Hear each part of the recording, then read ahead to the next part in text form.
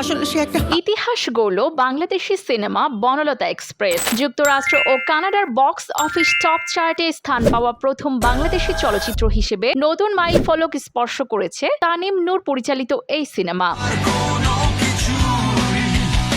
মুক্তির প্রথম 3 দিনেই উত্তর আমেরিকার 48টি থিয়েটার থেকে ছবিটির আয় হয়েছে প্রায় 1,90,00,000 টাকা। 3 দিনের আয়ের হিসেবে উত্তর আমেরিকায় এখন সর্বকালের চতুর্থ সর্বোচ্চ আয়কারী বাংলাদেশি সিনেমা বনলতা এক্সপ্রেস। সংশ্লিষ্টদের ধারণা প্রথম সপ্তাহ শেষেই ছবিটি উঠে আসতে পারে দ্বিতীয় অবস্থানে। কিন্তু ওরা কখনো আপনার মন ভাঙে না।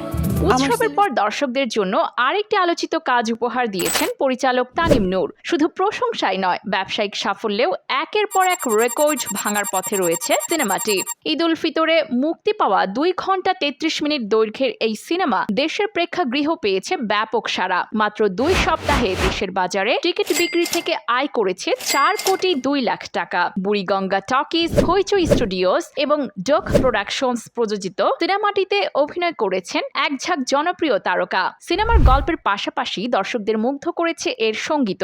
অর্থহীন ব্যান্ডের জনপ্রিয় গান চাইতেই পারো এবং আয়ুব বাচ্চুর কালজয়ী উড়াল দেব আকাশের নতুন সংস্করণ ছবিটিতে যোগ করেছে আলাদা মাত্রা। সাফল্যের ধারাবাহিকতায় আগামী 10 এপ্রিল যুক্তরাষ্ট্রের লস অ্যাঞ্জেলস, কানেকটিকাট ও অস্টিন সহ আরও 4টি নতুন থিয়েটারে মুক্তি পেতে যাচ্ছে বনলতা এক্সপ্রেস। বাংলাদেশি সিনেমার জন্য এটি শুধু একটি সফল মুক্তিই নয়, বরং আন্তর্জাতিক বাজারে নতুন সম্ভাবনারও এক উজ্জ্বল বার্তা।